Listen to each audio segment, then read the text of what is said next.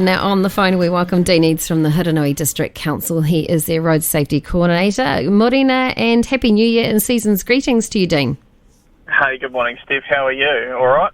Box of birds, thanks. Really enjoying this weather. Yeah, that's right. Unfortunately, by the end of the week, I think we're going to get the tail end of Cyclone Cody, though, so make sure you watch out for that. Yeah, we'll be keeping an eye on that. Now, with it being the summer/holiday season, some people are maybe only heading away on holidays, some people are coming back from holidays. I thought we could talk about some tips around holiday traffic. What are some things that we can be just keeping an eye out for? What happens if we've stacked the car up and the kids are all shoved in there, but we need to put something extra on the roof racks, that sort of stuff? Do we need to watch out for that and how we load things up? Oh, absolutely. I don't know if anybody's been watching the news lately, but there was an incident up north where a couple of surfboards came adrift from their owner's car and just about took out a van behind them. It's just another lesson, really, about securing your load. And for people that don't usually put a lot on their vehicles, you know, the occasional mountain bike or the surfboard and what have you, just, you know, give it an extra wee tug or an extra knot or a crank, just so that things stay where they're supposed to stay. There's nothing worse than getting a surfboard through the windscreen, I could well imagine. No, that wouldn't be good at all. So just, keep an eye out. And of course, so I headed off down to Timaru on the holiday break, and I was observing some interesting driving as well, and I went, I'm not sure. So there was a couple of instances where I thought, actually, I'm just going to step back off this person. So is that some really good tips, is just to watch your following distances? Absolutely. Hey, if you're from my vintage, and I suspect a few of you might be, only a fool breaks the 2-second rule. It's not a hard one, team. Just sit back, and that 2-second rule is different, when you're in an urban versus a rural open road space. 2 seconds is quite a distance to travel when you're cracking along at 100 kilometres an hour versus 2 seconds when you're just cruising along at 50 in town. So the distances need to expand when you are going faster. Yeah, absolutely. And people do, they when they go on holiday, I don't know, there's some demonic thing that comes over some people that they must get there so quickly to get their holiday started. And unfortunately, that's often how a lot of people's holidays finish rather quickly. We've had a bit of a road toll over these holiday periods, which is not one to write home about.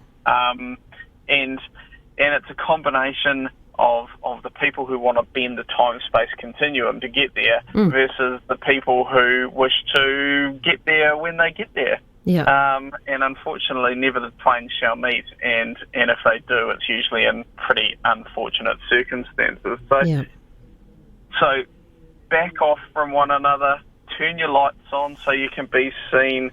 Plan your journey, give yourself plenty of time, because there will be traffic delays along your way at the state highways at this time of the year. Yeah, so true. Now, make it part of the journey, just stop and pull over and relax, and let the kids run around the car and that sort of stuff. Pull over and let people pass, especially if you've got a caravan. I saw that a couple of times. Most people were really good. And don't speed up when you're in the passing lanes. That's incredibly annoying, but anyway, that's just me. Give yourself plenty of time to plan and enjoy the trip. Now, just moving on to Roadworks, of course, around summer, we can expect delays with this. Do you have a website or information that we can find out? We want to plan our journey, as you said, plan. Where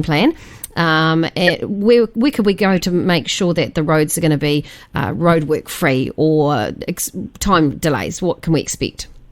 Okay, well, just expect there to be roadworks on your route for wherever you're going, especially on the state highways. But that's also true for our local roads. Because Cycon, who is the major contractor for both Hurunui and Waimakariri, their teams are going to be out and about doing their thing as well.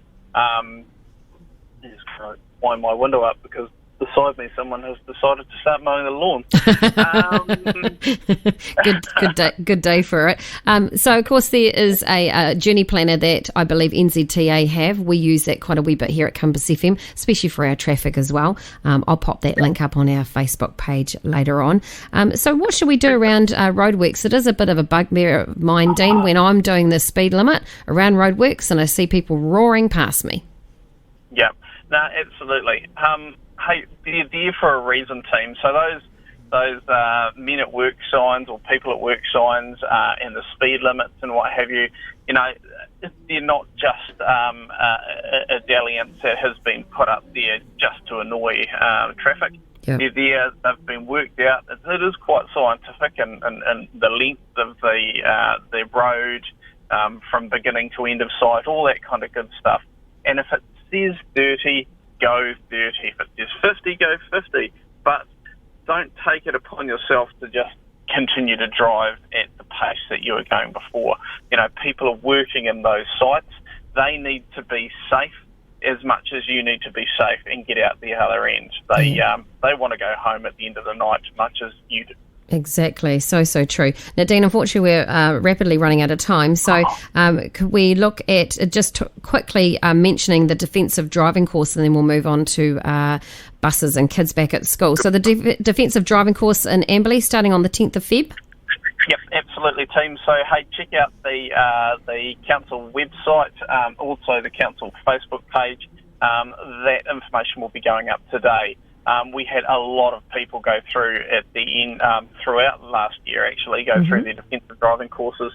It's a fantastic opportunity if you are already on your restricted and wanting to reduce your time towards full, but also to get that really, really good learning and proactive the people that do it for us. Oh, so worthwhile. Yep, so worthwhile. Yep. And I see just very quickly there's a usual cost for the course is $195, but good old Hurunui District Council, we love you guys, are going to subsidise ratepayers and residents. Of course, you need to be prove that you are obviously a resident at the first session, and going to get the value of up to $100, reducing, of course, that barrier, which may be for some, $195 participant is a lot of money. It really is. And hey, I'd love to do the whole lot, but I do realise that if some people don't have a bit of skin in the game, so to speak, they don't value the course. Gotcha. So hey, I'll chuck $100 that way, as long as you can turn up with the other 95, and have a great time. Still a fantastic price for what is a very, very valuable course. I did defensive driving when I was growing up. It was fantastic. Now, school kids and school buses. I mentioned earlier on that I've got kids going back to school. One of them for her last year this year. I'm not sure how I feel about that, but that's a different conversation. So, of course, school is starting back in the next couple of weeks. What should we be thinking about, especially around school buses? Right. Okay, team. Yep. Hey, it happens every year.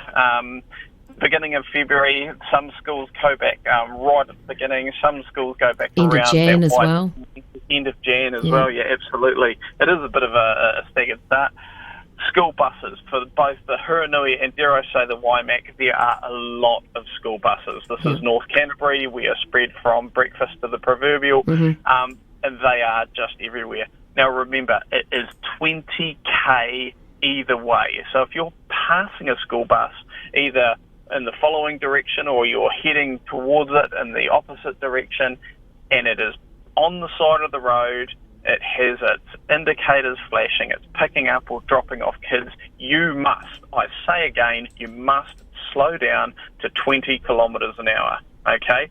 You do not want on your conscience if a small child, 5, 6, up to whatever age that they want to zoom out, because they are pretty uncontrollable things at times. You don't want one of their lives on your conscience.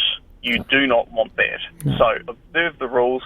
Now, we do partner with the boys in blue and the girls in blue, the New Zealand Police Force, so do expect to see a heightened activity level around the school bus time of the day, either morning or afternoon, and they will be taking a very dim view on people that are speeding past the buses. Which is fantastic. Hey, Dean Eades, thank you so much for your time today. Lots of things that we can think about. I'll also put that Journey Planner link up on our Compass FM Facebook page later on this afternoon, just after 2. And I'll also put up another link as well to do with school kids and school buses. Thanks very much, Dean Eades from the Hurunui District Council, Road Safety Coordinator, and we'll catch you back next month. Awesome. Hey, thanks very much, Steph. Compass FM.